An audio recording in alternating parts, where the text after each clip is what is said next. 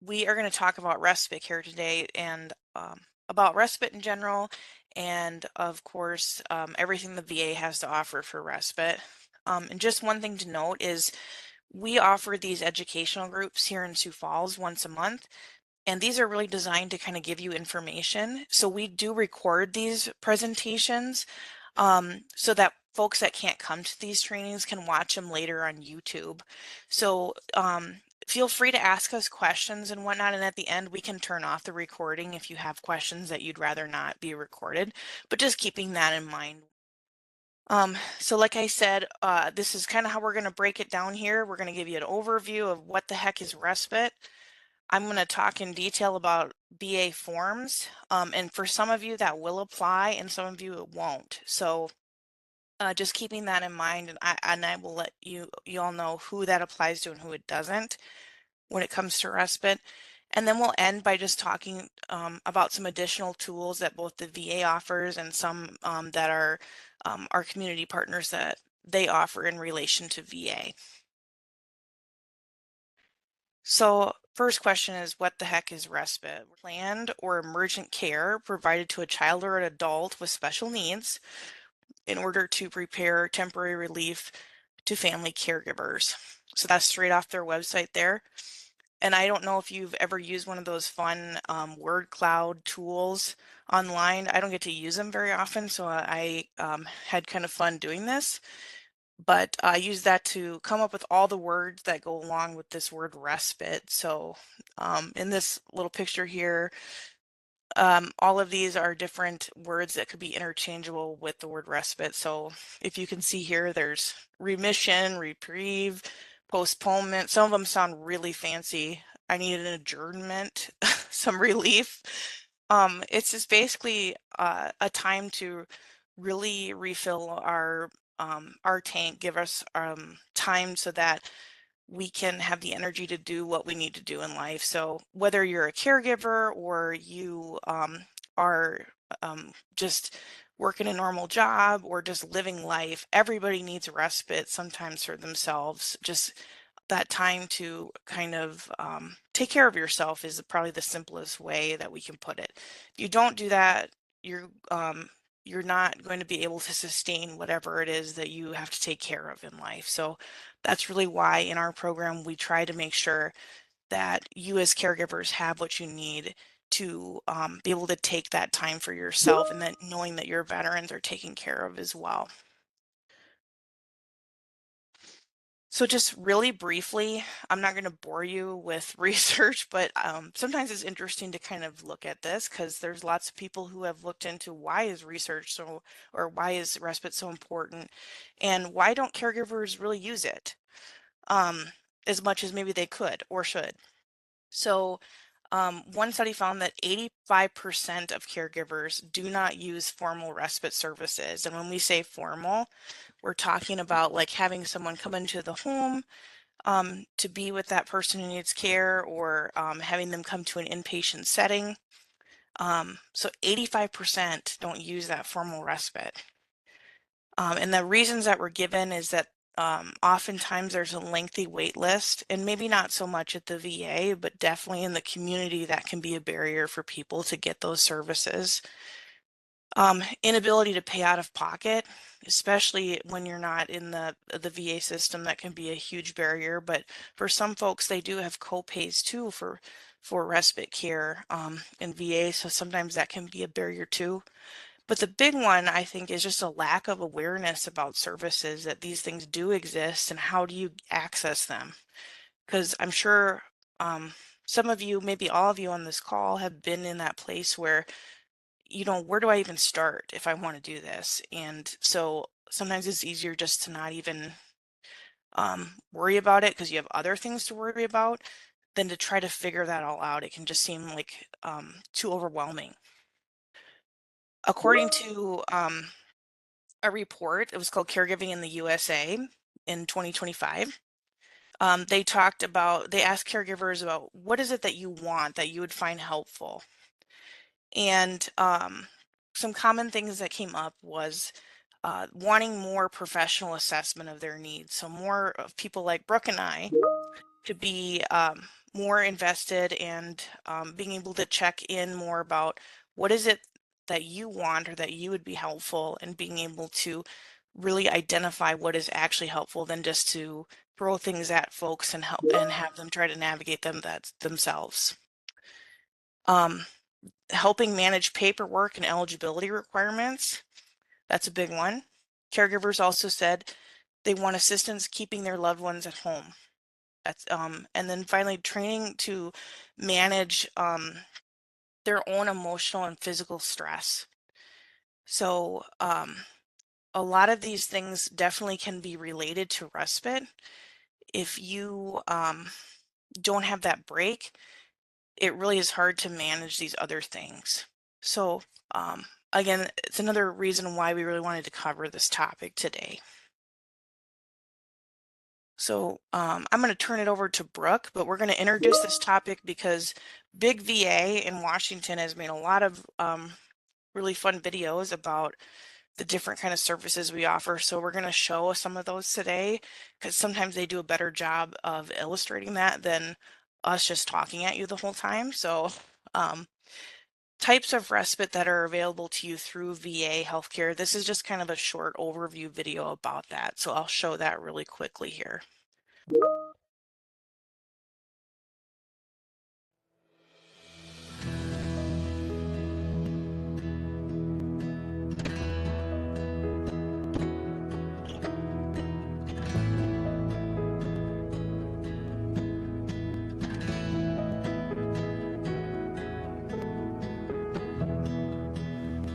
Respite is a period of rest or a break from caregiving.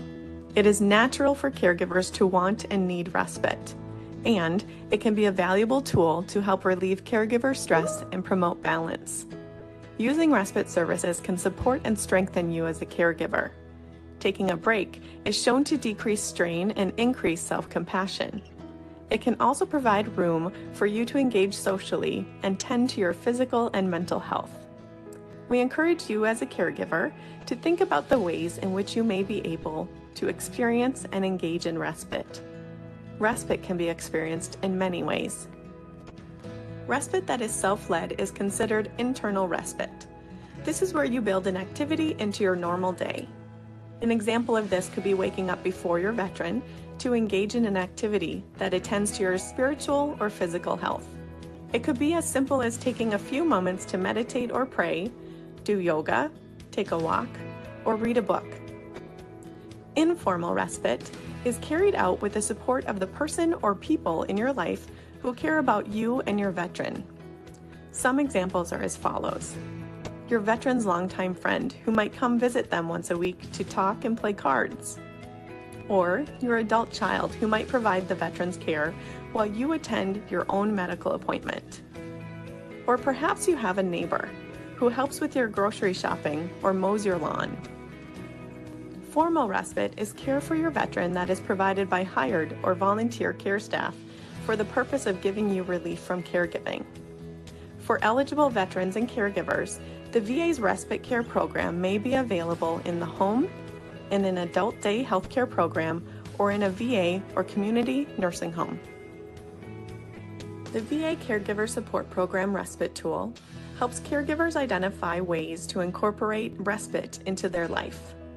The tool will guide you in identifying what is important to you, what brings you joy, who you might involve for respite, and how to create your respite goal.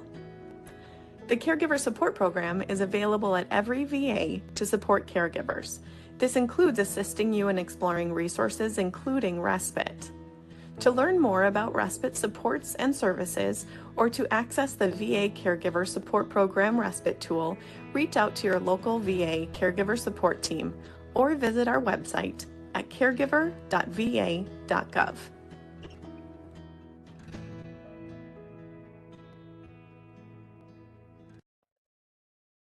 Okay, so I am going to turn this over to Brooke then. All right. So in the video, they talked about the different types of respite. So we just want to go through those here again too, just to really highlight different types of respite, because respite is not a one size fits all, not, what works best for one might not work for the other. So the first type of respite that they talked about is that self-guided respite.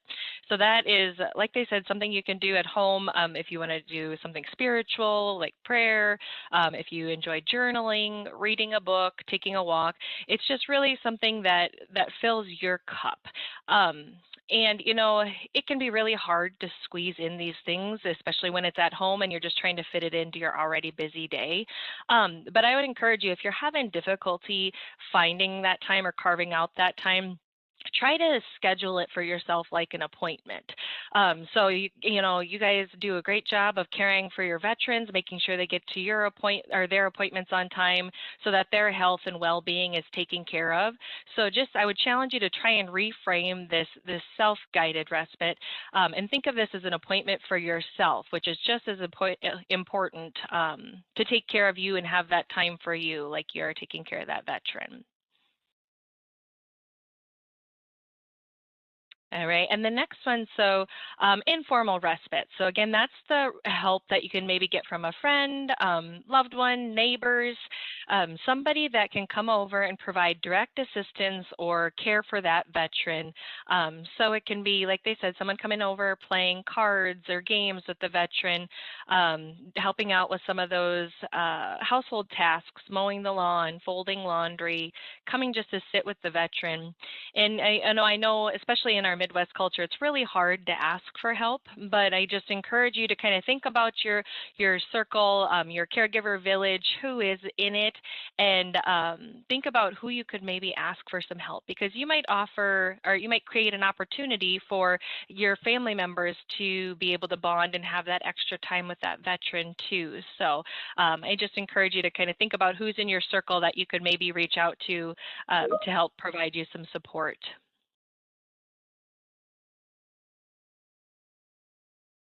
And then I'm going to have Erica here talk about some different types of respite care. So this is one that probably before COVID really wasn't something that a lot of people thought about, but there are actually sometimes really unique ways to use different types of respite care. And obviously, when COVID-19 pandemic happened, we really had to think of some creative ways to um, solve some problems when it came to care for our loved ones. And from that, some really unique ideas came about with respite care.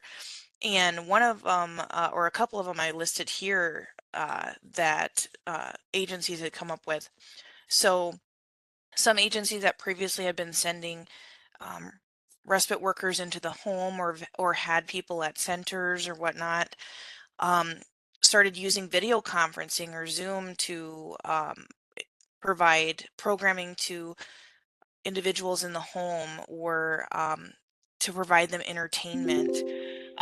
Way back when we still used VHS tapes and stuff, there were such things as um, VHS respite, where um, for some individuals who maybe have like advanced dementia and whatnot, they made special tapes that you could use as respite, where you just put it in, and it would be engaging to somebody who maybe had memory issues or advanced dementia, and that would give that caregiver a break, maybe for a half hour, 45 minutes, so they wouldn't have to necessarily be as concerned about what that individual was doing.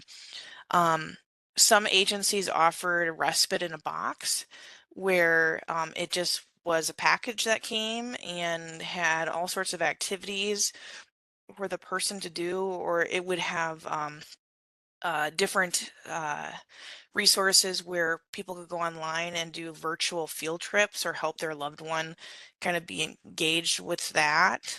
And one I read about that I thought was really interesting is this idea of distance caregiving. So if you maybe have, there might be situations where there's an adult child that lives across the country, but they want to help with caregiving stuff. And when they talk about distance caregiving, they're talking about maybe that adult child isn't there physically giving the care, but they're coordinating appointments, they're looking into resources, they're doing all that. And one of the things they could do is providing respite from a distance is like playing video games or um, engaging over the computer and whatnot with that individual who needs care so that they can give that in-person caregiver a break for a period of time because they know they're being monitored in some way. Um, there's different systems now all the time that come out that have these new ideas that really tap into this idea of using technology as a respite tool. One that comes to mind for me now is, I don't know if any of you have heard of Jubilee TV. You can Google that, but a lot of um, situations where there might be adult children across the country who want to check in on their adult parents, or their adult parents can't figure out how to get the TV to work because it stopped working. What Jubilee TV does is allow that adult child to fix the TV from remotely, and also to check in on their adult parent and to see how they're doing and to keep an eye on them if they need to, depending on what the situation is. So um, no matter what your situation is, there might be some sort of unique way to provide you that sort of care. So that's where we're here for in the caregiver support program, that maybe some of the things we're going over with you today are not necessarily going to work for your situation right now, but I still would encourage you to talk with your care manager because we can always explore, like maybe there is something unique out there that we can find for you. All right, and to wrap up different types of respite, the next one is formal respite. So that's going to be that short-term paid assistance from a professional agency or facility.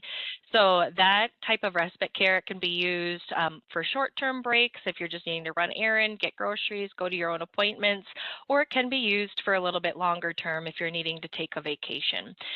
So the three different types of the formal respite would be the in-home respite, where that home health agency that is contracted with the VA could come to the home and provide a staff member to sit with your veteran while you were out doing appointments or whatever you needed to do to take your break.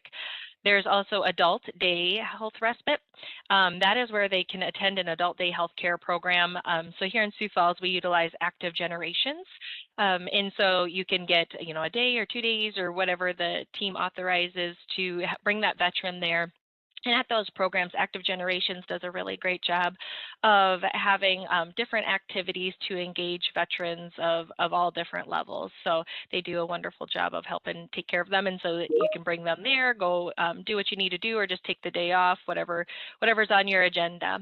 And then we have nursing home respite. So that would be where the veteran would go to a community nursing home that is contracted, or the community living center, which is located here on the VA main campus.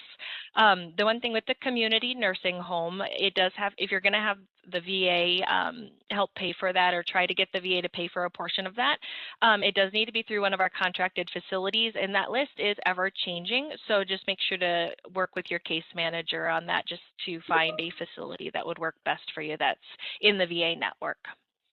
And so, and in the upcoming slides here, we're going to see some videos that describe these services a little bit further, and then we'll talk about the process to get these services set up if you're interested.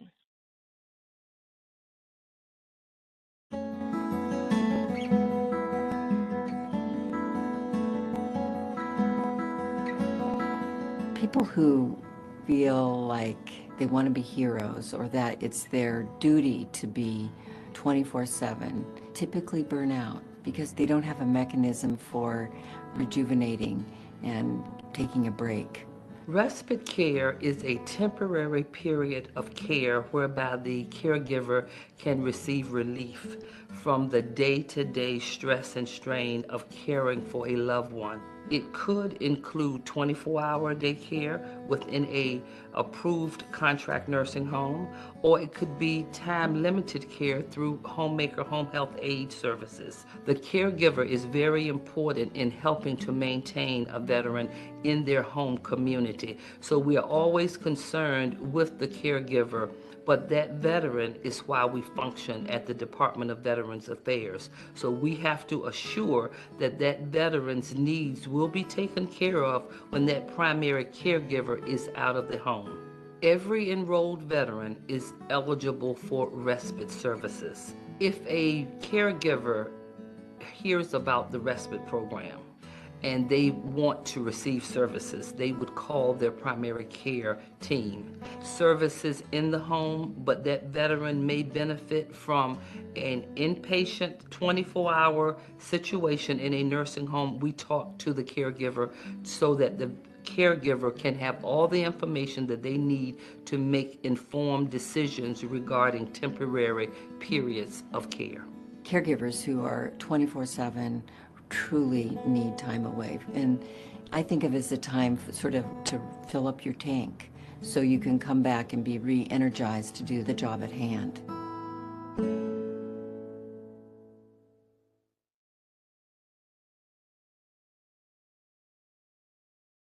All right, so I just want to start off with here. So we're going to go through how to go about getting these services in line. And I just want to make sure, as far as this presentation, the respite information and resources are going to be pretty much standard across the board, but the processes that we are going to be discussing here are specific to Sioux Falls. So if you do have any questions about getting services started and you're from a different area, just reach out to your caregiver support team and they can help you to make sure you get the right services in place and let you know if they're the same as us here or if they have a little bit different process. So here in Sioux Falls, we have a home and community-based services team. So in the VA, we love our acronyms. So that is our HCBS team. So they are an interdisciplinary team. They've got a lot of different providers on there that will look at veterans' cases and help determine what type of services are needed in the home. So that can be like skilled nursing services, physical therapy, occupational therapy, skilled home health, and also that respite care. So in order to determine what services that the veteran would be eligible for, they will take a look at the medical records, talk with the primary care provider, make sure that their recommendations are comprehensive and cover the veteran's needs. So that is ultimately the team that decides what respite services the veteran is eligible for and how much they can have of those services, whether it be hours or days, depending on the type. So when looking at that in-home respite care, so like the video said, you can certainly call your VA primary care provider or the nurse on that team, or you can reach out to your VA social worker, your caregiver support care manager. So whoever you get in touch with, they will enter that HCBS, they'll enter a consult to that team. That HCBS team is going to look at the chart. They're going to talk to the caregiver about what type of care needs the veteran has because they want to make sure that they can find the right agency and right services. So once they've talked and gathered all of that information, they will approve a set number of hours to be utilized on a per week basis, and those hours do not roll over. So what they authorize, if they authorize, 10 hours per week, it is that maximum 10 hours per week. But they will notify you what hours are authorized, and then they will also talk with you about what vendors are available. So if you have a preference in agency that you would like to utilize, they will get you scheduled with them, and then once they have you approved with that agency, you would work directly with the agency to set up what times you want them to come, if they're going to be there for 2 hours, 4 hours, 6 hours, what increments they're going to be at, but you can directly schedule with that agency.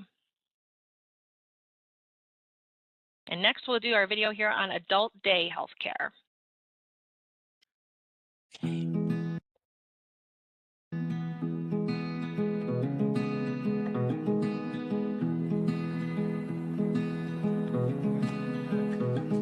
Adult day healthcare is a place where our veterans come from about 9 to 3, usually 2 days a week. We do a lot of music, and then we do some current events, followed by a group exercise. Our occupational therapist leads the whole group in some exercises. And one last time, we're going to push it right back out. That energy.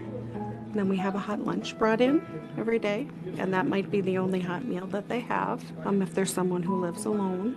We do outings, we do cognitive activities to help stimulate their thinking.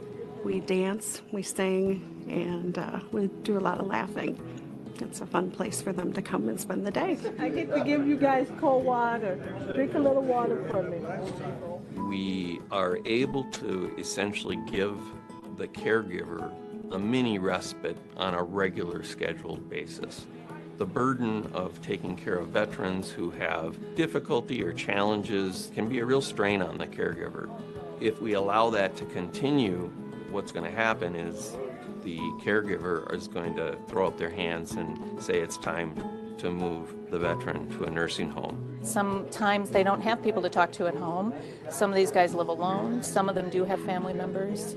Some of them live in assisted living. So to have this environment where people know them and know them well, and we also know their history and their service. When they see guys that have been in the Navy and they were in the Navy, they just feel comfortable. How many people served on an aircraft carrier, you Navy guys?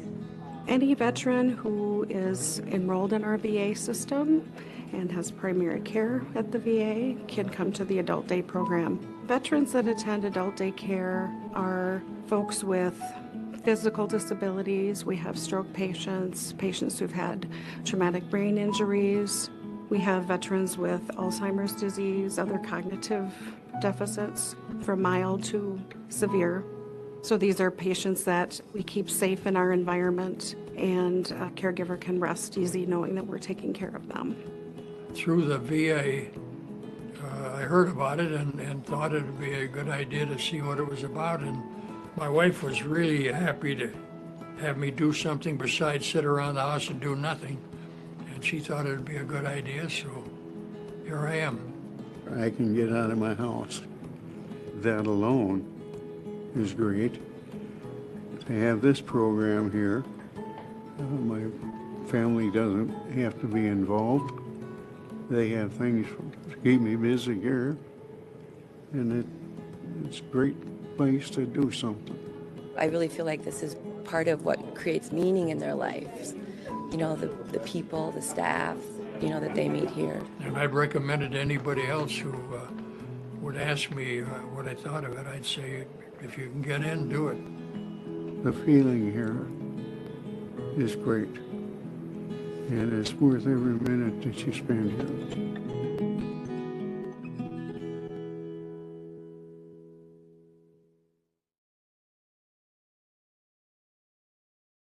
All right, so looking at that process for that adult day healthcare, again, here in Sioux Falls, we utilize that Active Generations. A lot of these processes you're going to see are pretty similar. So ultimately, if you're looking for any type of services, start with your primary care, your VA, social worker, caregiver support, social worker, care manager. So you reach out to them. They will again place that HCBS consult. So that HCBS team will again review the veteran's needs and whether that agency can meet their needs. And then with the adult day, they will approve a certain amount of days per week, whatever they feel like would be best for the veteran. And then they will let the Active Generations or the Adult Day Healthcare Center in your area know of the approval. And then you can work with the Adult Day program to schedule what days work best for you to bring your veteran there. And sometimes they have different activities, so you can coordinate if there's something that would interest your veteran a little bit more than some of the other days. You can work with the agency directly to get those scheduled. All right, and next up, we're going to take a look here at contract nursing home respite.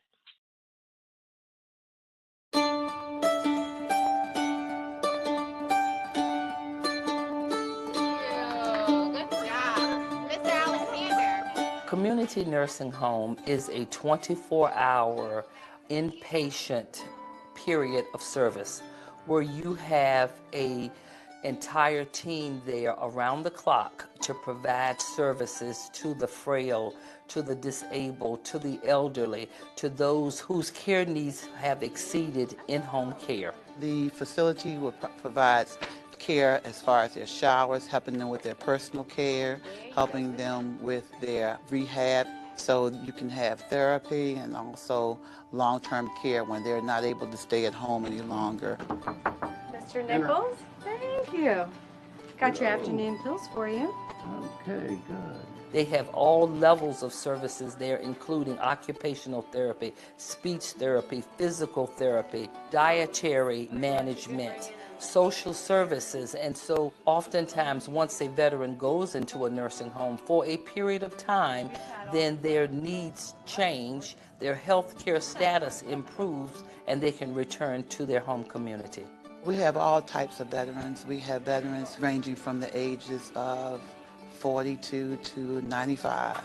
Some may just need therapy where they've had amputations or they've had broken hips. Then there's veterans who need total care where they're no longer able to stay in their home, so they need long-term care.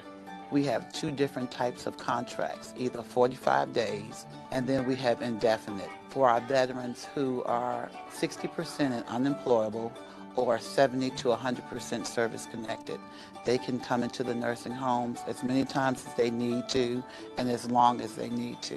One of the things that the Department of Veterans Affairs requires is that a veteran who is admitted to a nursing home, they are visited every month by a licensed personnel from the VA. We're the only system in the country that requires that. So how have things been going? Pretty well. Wonderful. We have a social worker and a nurse who visits that veteran, and one of the things that we look at when we make a visit, is it clean? Is it neat? We also talk to the administrative staff. We review the charts. We talk to the charge nurses. We talk to the aides. We talk to dietary staff because we are there to assess that patient's care to assure that that veteran is receiving the type and quality of care that we are paying. You getting your showers as needed? Yes. Wonderful.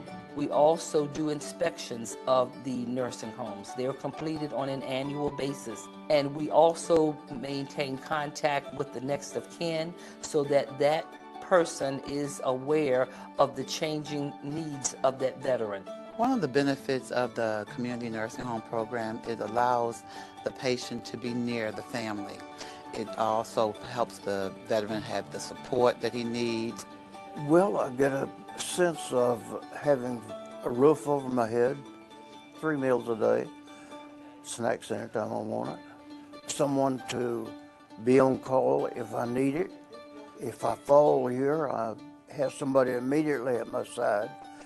If I'm at home, I have to wait, not very long, but I have to wait. I just think I'm better off here where I can get immediate attention. I feel better off that way than I will be at home. I've been working in this program for over 12 years, and just to be able to see the veterans get better and go home, that's an awesome feeling when you see someone who's very sick, comes to a nursing home and is able to go home, and just think what we can do, the many things that the VA offer, it's great for the veteran.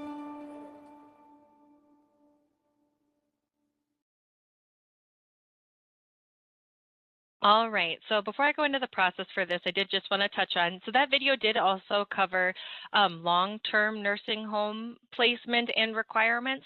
So I just wanted to highlight, if you are wanting to do respite and your veteran is less than that 70% or 60% in the unemployability, that you can still pursue the respite stay, and there's some paperwork that Erica's going to go over later that you can fill out to help determine if you would have co-pays. But those folks that meet that nursing home, that long term, their stay would just be 100% covered. So those that don't have that criteria would just need to do some additional paperwork that we'll talk about here in order to find out if there is co-pays or not.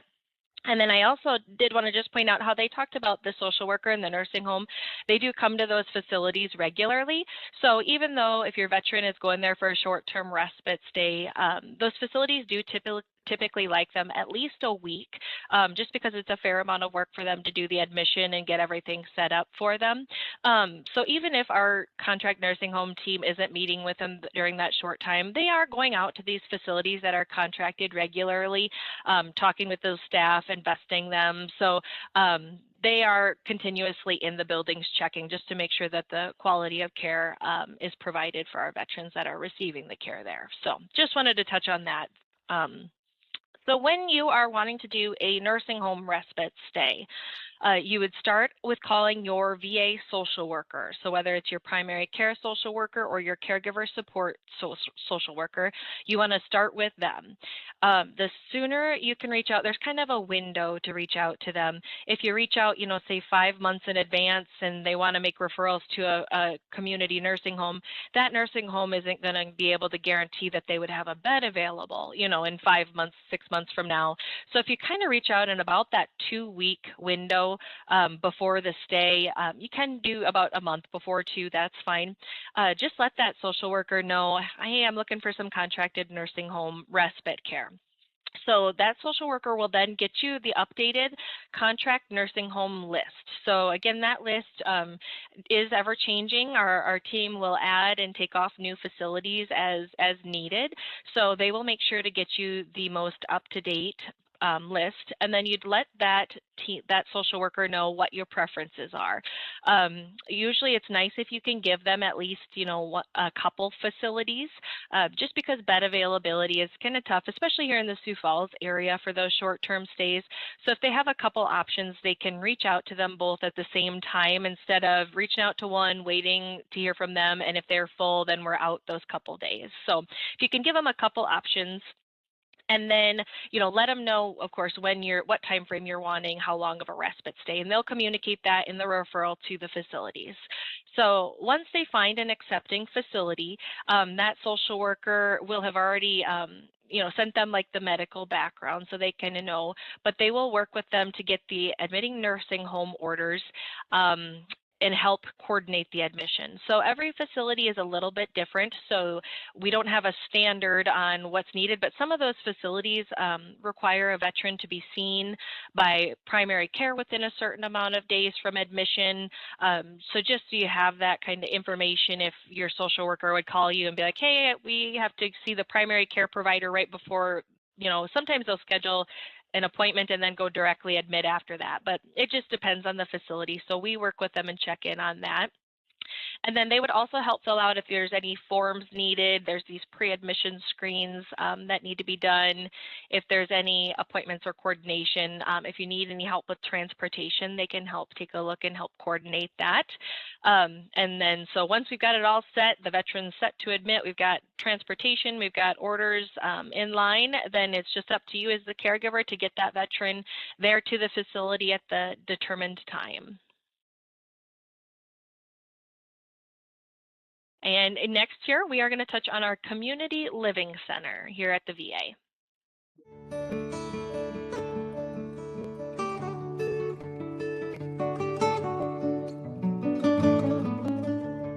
Community Living Center is a traditional nursing home within the VA healthcare system, where we have taken the concept of creating a home environment for our residents, for our veterans who live with us. We create an environment where it's not as institutional as your traditional nursing home, creating small neighborhoods where possible, offering residents choice in their meals, their activities that they participate throughout the day. They do arts and crafts, we do gardening, we have opportunities for the residents to go out on field trips to neighborhood libraries. We have opportunities where school groups come in and present programs to our residents, just a variety of different things that go on throughout the day. Typically, the veteran who's a good fit for the Community Living Center is someone who needs assistance with their ADLs or their activities of daily living, which is one of the admission criteria. So the nursing staff assists that veteran because they're no longer able to live independently in their home. How was your lunch? Lunch, good food. Good The food. best food. Best food. Eligibility criteria for Community Living Center: for our long-stay residents, you have to be 70% service-connected or greater, or 60% with non-employment eligibility. We also have a program for our short-stay residents, which primarily focuses on residents who require rehab after usually an acute hospitalization. They've had a major surgery, they need some further physical therapy, And that program is open to all veterans. I think what makes Community Living Center unique is the wide range of services that we provide here. We provide a medical attending physician on staff. We have nurse practitioners on staff, quite a few social workers, psychologists, clinical nurse specialists, all on staff, which I don't think you'll find at many community nursing homes. It's beautiful sight. So for all of our residents that come in, we establish with them what is their goal of care. And their goals of care includes end-of-life care or advanced care planning. We have open discussions about end-of-life care and support our veterans regardless of what their decision is regarding end of life, but we actively engage the veterans in those conversations. What branch of the service were you in? Army. Army. And what Nurse. did you, a nurse? U.S. Army. Very good, very good. There is something I think about the community of veterans. The veterans absolutely enjoy being with one another and sort of sharing stories and sharing that shared experience that they all have as veterans. In many cases, this is not a final home for them. We do encourage the residents to continue to progress with the goal of discharge, even for our long stay residents. If there is a place that is closer to home, that is more home for them, that is where we would like to see our veterans be. It's lemon. It's nice color. Very green, huh? Yeah. Very nice life here. I like the environment, plenty of entertainments. I play bingo. I go outside there and walk, take a walk. I am happy here.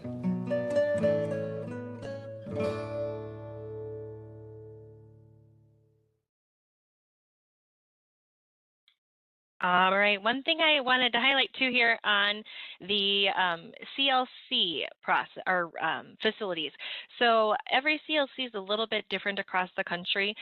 In the video, they talked about long-term care at the CLC.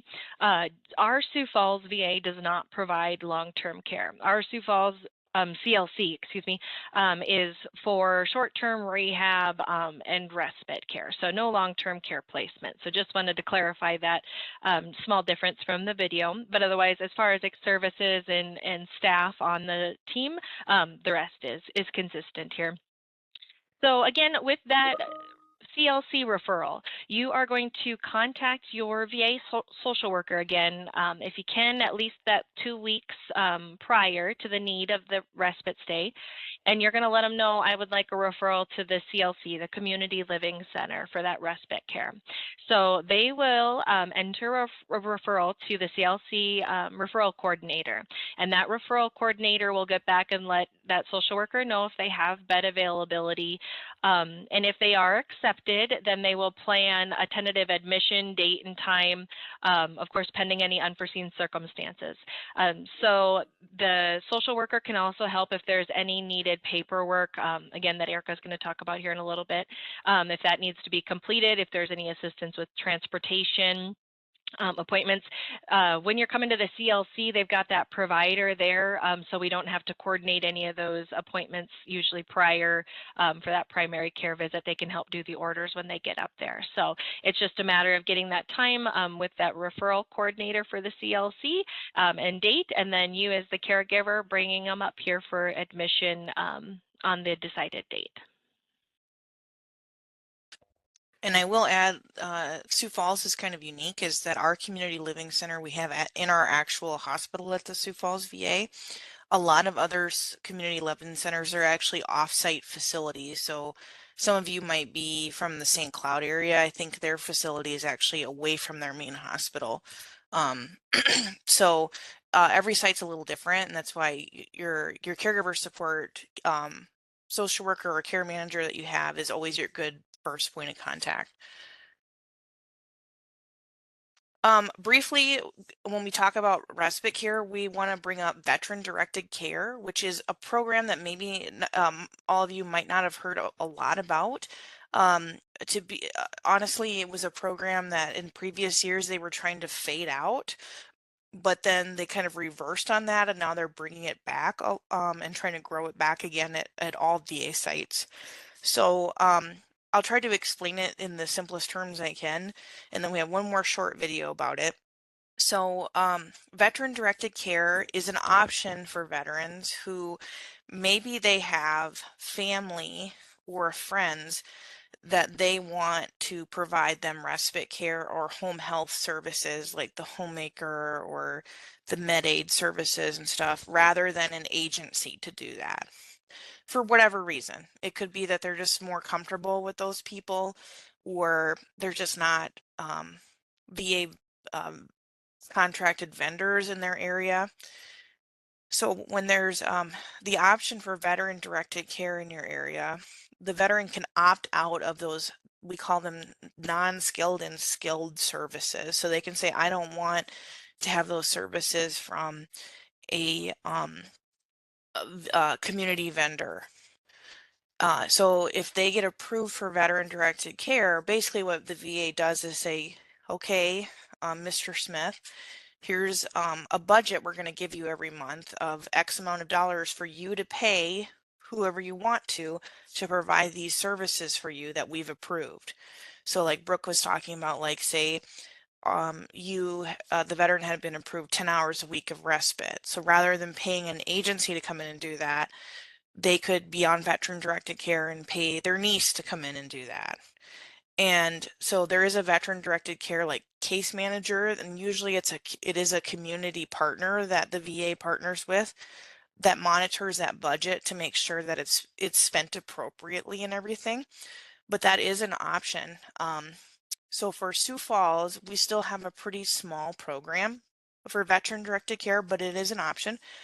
And it is still actually an option for those on the paid caregiver program, PCAFC, the comprehensive program, but you have to have very high needs. The veteran has to have extremely high needs to qualify, but there are some that can qualify for the paid caregiver program and veteran directed care. So I would encourage you, if you have questions about that, to talk to your care manager if that sounds like you. But our community partner for veteran directed care in our area is actually a vendor called Minnesota River. And so they hire a case manager that makes sure that these budgets we give to veterans are spent appropriately, and then they report back to us. So I kind of gave an example here to try to explain this in hopefully understandable terms, that there's a family member, they're much more comfortable providing those cares than an outside vendor, so they just want to pay them directly. So this next little video will kind of illustrate an example of that, of why someone might use veteran directed care rather than traditional respite or VA home health services.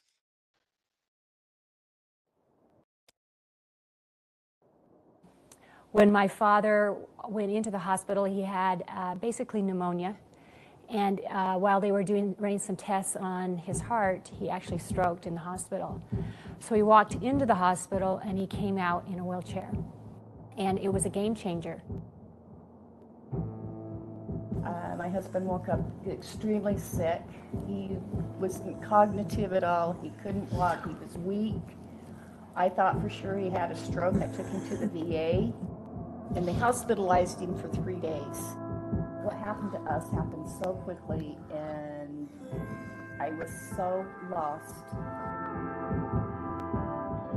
My father served as a Marine in the Korean War. Since he's had a stroke, there were a lot of things that he no longer could do for himself. So we stepped up, my sisters and I, and we wanted to provide just excellent care for this man that we love. My husband was in the Vietnam War, came home in 1971 in the U.S. Army. I don't think he would make it if he was still in the nursing home. He just wasn't doing well at all until we got him back home.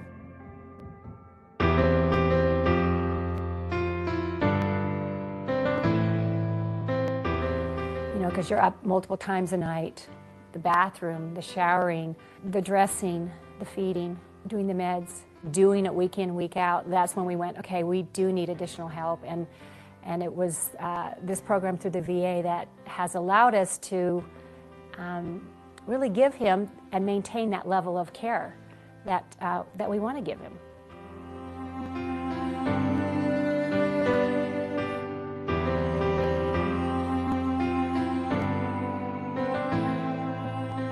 Slowly but surely, I finally got it. I went through the Veterans Directive program with the VA, and that helped me immensely because I know that I have to take care of myself before I take care of him. It has really made a difference in our ability to caretake for my father. And I think for anyone who's served their country, to have a program like this that comes back to help serve them, it's just wonderful. I can't tell you how grateful I am. There's just no way we could take care of him without this program. The least I can do for the VA is to get this word out to other people who will need their services in the future and let them know that you're not alone. The VA is there to help.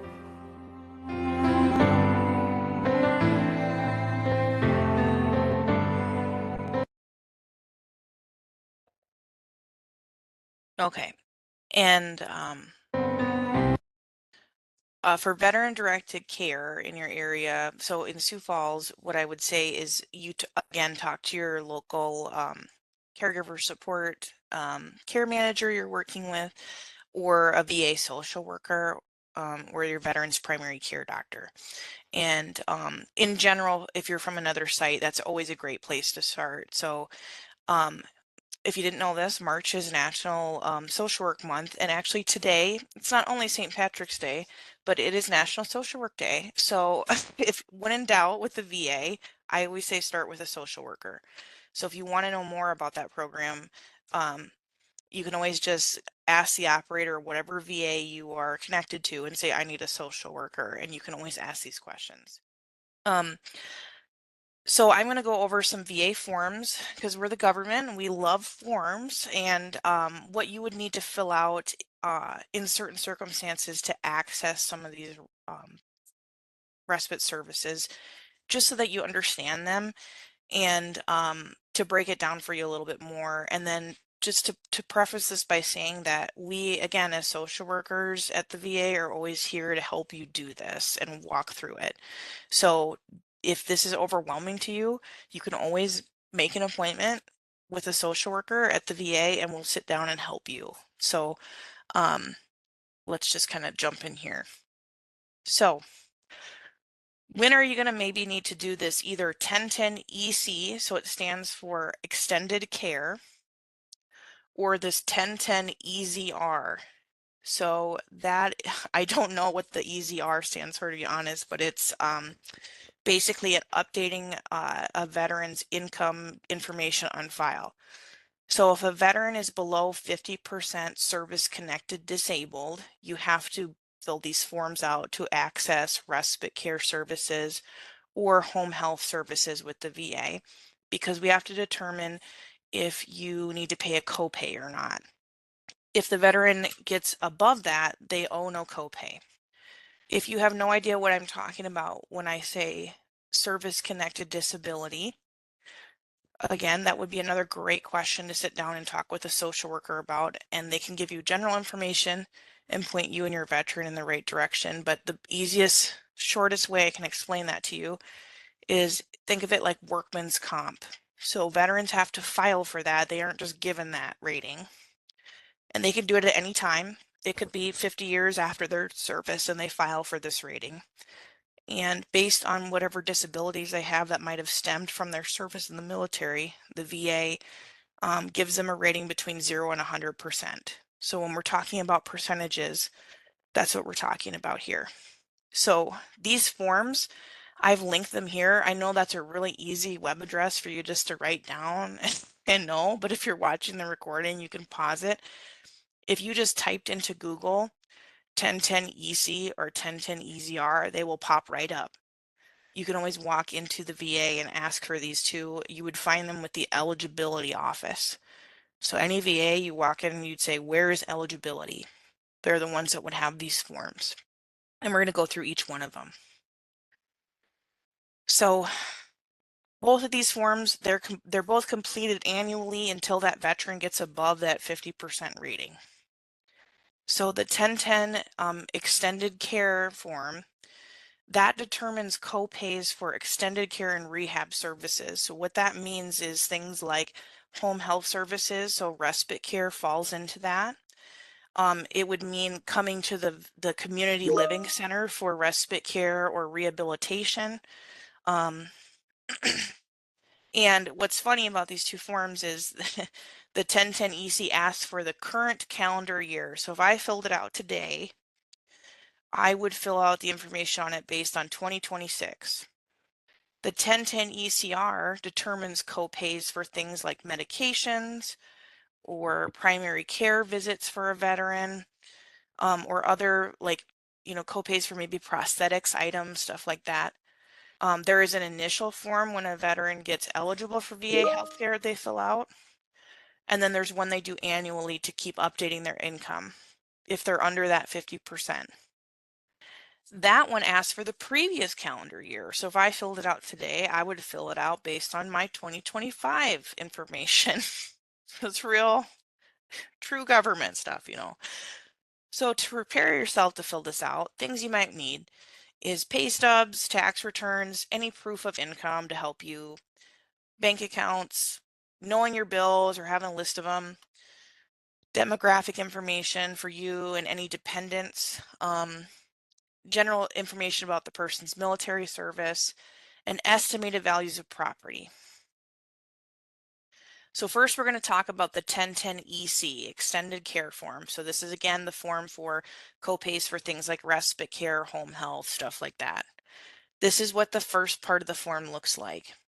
So there's a cover page on this form, so some of it I just took word for word, just breaking it down for you.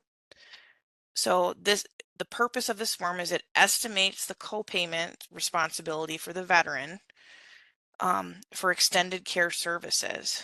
So when it's talking about there's no co-payment for the first 21 days of extended care services that the VA provides you in any 12-month period. So if any of you are familiar with Medicare, and if you had a loved one that needed to go to a rehabilitation stay at a nursing home for under Medicare, and Brooke can correct me if I get this wrong, because she's done this a lot longer than me for this part of things. But the first 20 days or so are covered under Medicare, usually 100% for those services. And then after that, there's a copay that you pay to be there. Like if you need to be there for short-term rehab, maybe after like a knee or hip replacement at a nursing home. So the VA does things similar with these things, is the first 20 days or 21 days, they're saying here in this language, they're not going to charge you any co-pays for those services. So the first 21 days of services, so the first 21 days you use respite care, there's no co-pays. But after that, depending on what the income is, there will be a copay. What do you need to complete the form? On their little cover sheet, they're going to list these things, but I tried to explain it a little bit in more layman's terms on the other page. But so this first part's pretty simple. It's just the veteran's information. Do you have any current insurance? So if the veteran does have Medicare or Medicaid or a private insurance, you'd click yes. Their marital status, spouse's name, dependent. So this would either be children under the age of 18 or what the VA defines as a helpless child. A helpless child is an individual who became disabled before the age of 18, permanently disabled. And that's a status that the VA has to grant to that individual. So if you say you have a child with Down syndrome or a permanent disability that's going to require care for the rest of their life, that person probably is a dependent child, and you should have that person's status recognized on the veterans VA benefits, because that will help the veteran access more benefits. And besides what I'm talking about today, will help them maybe have some benefits to leave that helpless child, as the VA calls it, when that veteran is no longer here. So the best person to talk to about helpless child status is a veteran service officer.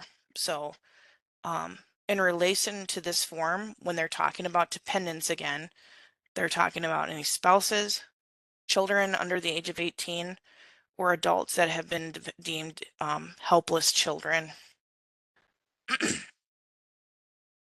The next section of this form is financial disclosure. So you do have a choice here.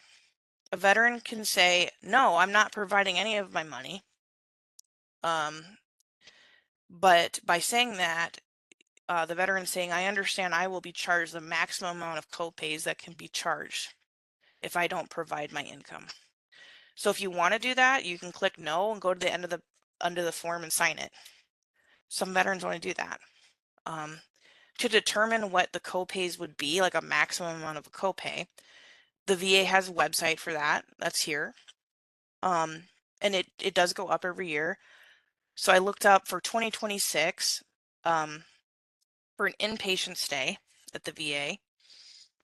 It would be $0 for 21 days. And then the full copay rate, so I won't get into priority groups and whatnot, but this is basically the maximum amount of copays a veteran could pay if they're under that 50%, would be here. And this is from that website. So for the first 90 days, they could pay this copay amount plus $10 a day.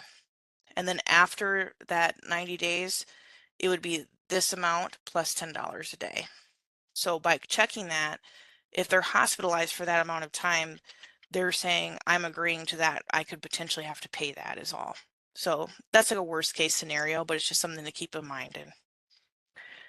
But if you're saying, nope, I'm willing to provide my financial information because I don't really want to pay that. You're saying, yep, I'm going to provide my details. Remember, for the current calendar year. So if we're filling it out today, we're looking at what's my income right now in 2026. So sections 5 and 6, this is going to ask for your assets, both for the veteran and their spouse. So if the veteran is still legally married, even though maybe they're separated for 20 years, they still got to count that spouse's income technically. I've had that happen before. But if they're not married, you just put zeros or NA there. But estimated property, estimated value of any property, land, vehicles, just current estimated value. You don't have to get down to the exact cent. No one's gonna like look at your bank account and compare it to the form. But if you could just do your best estimate of what's in your bank accounts. Liquid assets would be, like it says here, like rare art collections and stamp collections and, you know, all the pots of gold we have under our beds and stuff. But household effects would be like anything that's worth a significant value, like jewelry and whatnot. What's the estimated value for that? Again, if you click that no, I don't want to disclose, you can skip this section. Section 7, this goes into gross income from employment. If they have no employment, zeros. Income from farming, property, or business, you'd put that in there and how often you get it. Again, for current calendar year, and any other income. So it could be like a retirement account, investments, stuff like that. Deductible expenses is really important, and a lot of times people just kind of skip this, but you could really help yourself here. So it's looking at monthly average over the past 12 months. So if I'm filling this out today in March 2026, I would think about from March 2025 to March 2026, on average, how much did I spend on educational expenses or the veteran on themselves, a spouse, or a dependent? Or funeral or burial expenses. So if you did like a burial trust or paid for funeral expenses for any of those 3 people. Maybe you did all your paying for your funeral or estate planning and arrangements. You can count those as deductibles off of your income for the year. And then you would put things like your monthly rent, what's your bills, you have any food pay, you have any car payments, what do you spend on food a month, roughly. Non-reimbursed medical expenses. So on the next page, I have a list of what that might be. but this could be like what you pay out of pocket for medications, dentists, if they have a service animal, any expenses related to that service animal is considered a non-reimbursed medical expense. Those can be deducted. So you just estimate that here. And then they have court ordered payments, insurance, taxes, etc. So I have this here. These are just examples. It's certainly not an all-encompassing list, but deductible expenses. So when they're talking about educational expenses, they're talking about things like tuition fees, courses, supplies, room and board, transportation costs, etc. Funeral expenses could be things like service, casket, burial plot, embalming, funeral, any pre-planning stuff. Medical expenses there's a lot more that can count under that. I mean, if you have to buy aspirin every month and you know how much that costs, and you can track that, you can count that. So don't shortchange yourself if you know that. Count it, because that will help reduce any copays that happen.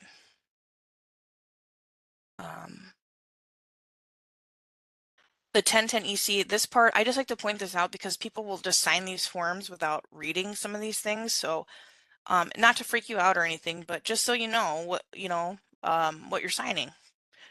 So what this is saying basically, sometimes it's interesting. There are laws that they mean that they have to tell you how long these forms take to fill out, just so you know that, all government forms. So if you look at a government form, there's going to be a section somewhere that says estimated completion time, blah, blah, blah. And so what it says here is that this form takes around 90 minutes to complete per year. So I just thought that was interesting, but you can kind of get a rough like how much time you're going to need to sit down and do this. Another thing in all these forms, so this statement here, I hereby appoint the Attorney General of the United States and Secretary of Veterans Affairs and their designees as my attorney in fact to take all necessary and appropriate actions in order to recover and receive all or part of amount herein assigned. I authorize the VA to disclose to my attorney and to any third party or administrative agency who might be responsible for payment of the cost of medical services provided to me, information from my medical records as necessary to verify my claim. So in English, what that means is if you don't pay your copays, like veterans just don't pay them, the VA, you are authorizing the VA to reclaim those funds at any means necessary. So that could be that they start to garnish Social Security checks. They will take your tax returns. So if you owe a debt to the government, they will collect. And the social workers here can help you. So there are situations where we've asked for financial waivers and everything like that. So there are ways to, if it starts to get sticky, to help you with this. The reason I bring this up is there's too many times where people just ignore them, thinking that they're not going to come after them for the money, and they do, because all of a sudden they're getting half the Social Security check that they were getting. They're like, where's all my money? Well, you sign this form saying the VA can get their money if you don't pay them. So that's what that's talking about. But right now, and the rates might have gone up, so I would encourage you to look at that website that I had a little earlier. But for like outpatient respite services, last time I looked, the maximum copay is $15 a day you use it. So it's not some astronomical amount of money. It's just something to keep an eye on. Jumping over to the 1010 ECR. So this one again is to determine copays for outpatient medical visits, medications, and things like prosthetic items, stuff like that. Again, it's nice just to fill these out at the same time because they ask for very similar information. So same thing, veterans information, their mailing address, next of kin, health insurance information if they have stuff other than VA. That's where you'd fill in that health insurance information if they have it. This one, So there's an initial one that's just the 1010 EC that they would do that the very first time they enroll in the VA. The ECR is the one they do every year to update. And so this just asks what was their last branch of service, so they need their information about their service. This information, if your veteran isn't there to give it to you or they can't communicate it to you, you can usually get it off their DD-214, which is their discharge paperwork from the military. If you need help figuring out where that is or how to get a copy of that, a VA social worker can help you figure that out. Again, the dependent information, so any spouse, children under the age of 18, or what the VA considers a helpless child. Now remember, this one is previous calendar year, so if we filled it out today, we would look at 2025 income. So you wouldn't put the exact same amount that you would on the other form. You would put like what your tax, look at your tax returns from last year. So you would look at all these different sections here. If you have children in the home that have some sort of income, maybe they have Social Security coming in and whatnot.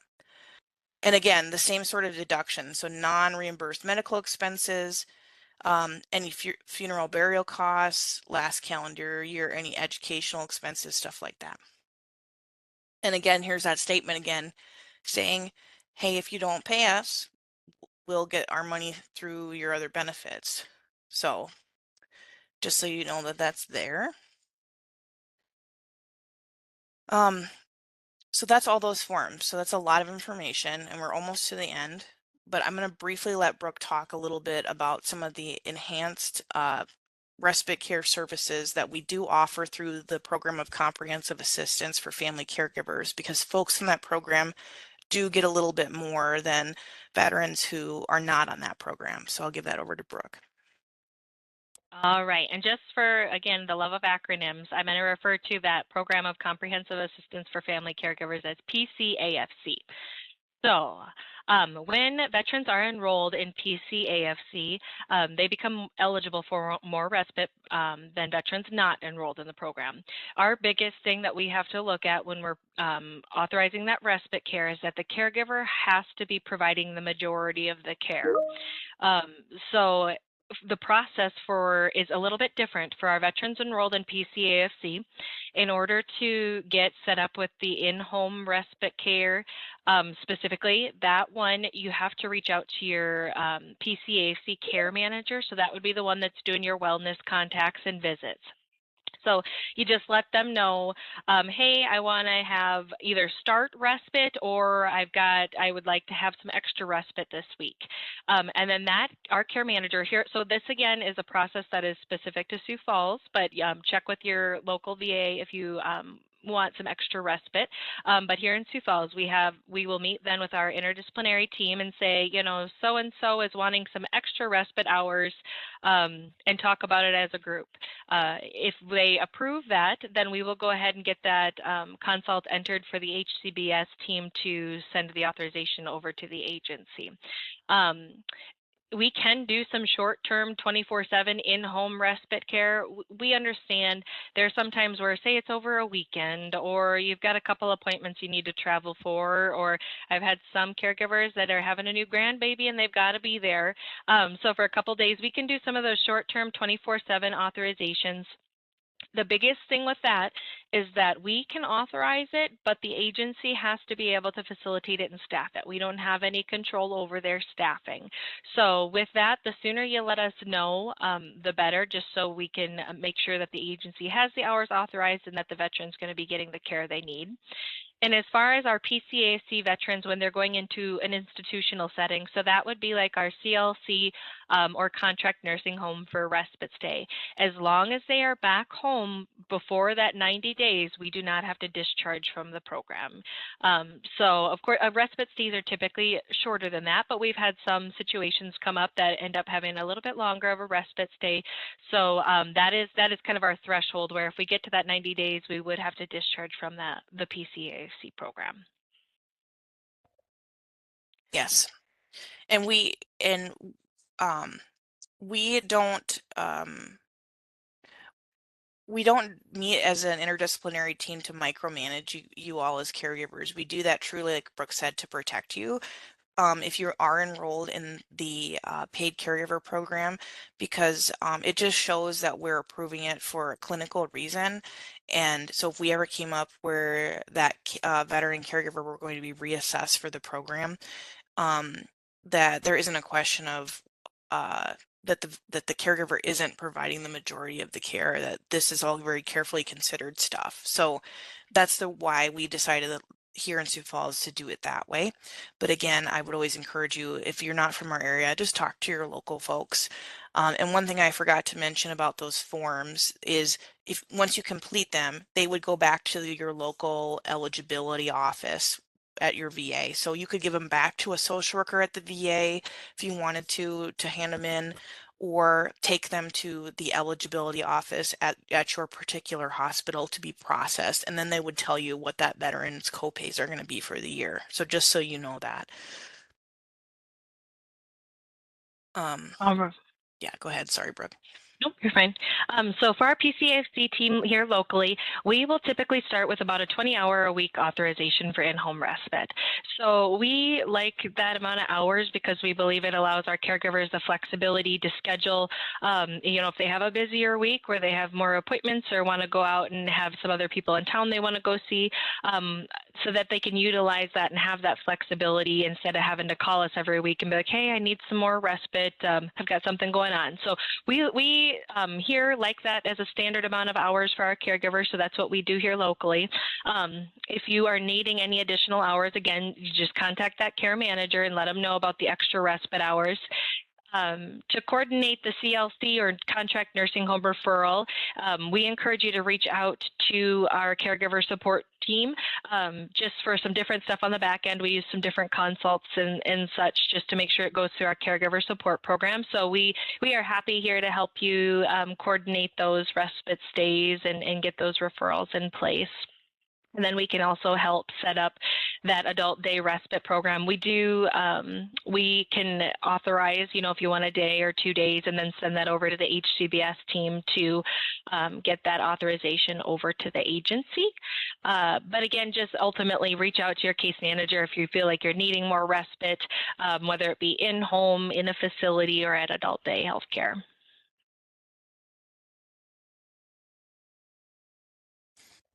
Okay. And then another nice benefit if you are in the paid comprehensive caregiver program is this benefit called Hero Miles. So the Hero Miles program, it's a frequent flyers mile program where people have donated their frequent flyer miles to it.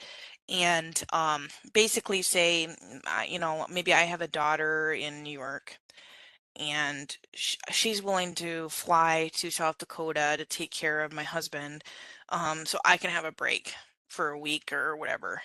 The Hero Miles program would pay for her flight to come to and back there for that respite stay.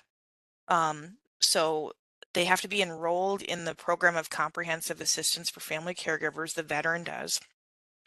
And they have to follow some of these other guidelines too. So the person that's going to be providing the respite has to be over the age of 18. They can bring a child under the age of 2 if they can sit on their lap. That's fine. Has to be within the continental United States. It has to be for a minimum of 5 consecutive days, and which I kind of is disappointing, but the trips cannot be between November 15th and January 6th, so nothing over the holiday season. And it doesn't cover things like transportation to and from the airport or baggage fees, but it will cover the flight and whatnot. And this is a once in a lifetime benefit that a veteran can use. So if you are in the PCAFC program and want to use this, just talk to your care manager and we can try to see if we can get that going for you. So we're wrapping up here. Thanks for sticking with us, but just some additional resources for y'all as caregivers when you think about this idea with respite. All right, our first one we're going to touch here is this free psych armor training. So the training is at the site listed below here. But this training is it's offered in 3 sessions. It's on demand, so you can watch it at your convenience. But they are going to talk about the different types of respite, that formal, informal respites, and then really how to customize that respite plan to fit your needs. So like we talked about, what works for one doesn't necessarily work for another. So just kind of helps you make a plan to see what works best for you. Again, like I said, on demand so that you can utilize it and watch it when it works best for you. And I know this propped up briefly in one of the videos we showed, but this is a free tool online for you. And it is this caregiver respite tool. So if you're just thinking like, why would I even use respite, or what would I need it for? This is just a kind of a couple-page worksheet that can help you think through what is the purpose of respite, or what could you even use with that time? I've always heard caregivers saying like, well, I don't even know what I would do with myself. And sometimes I'm like, well, why don't you just go take a nap? And because they think, well, if I take respite, I have to like leave the house. And that's not necessarily true. Sometimes you just need to go in the other room and not have to worry about what your veteran's doing. You just know they're safe and you just want some time by yourself.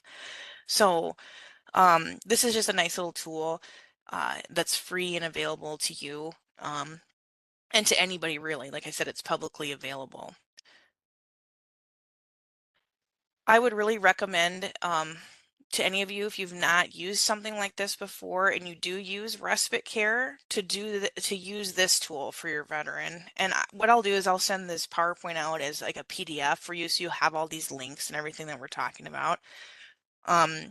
But this is a nice document because what it does is it goes through your veterans' information, their needs, their likes, their dislikes, their routines, their emergency contacts. So say you have especially when you have like an in-home respite care worker coming in, and we know unfortunately that sometimes it's hard with these agencies to keep staffing.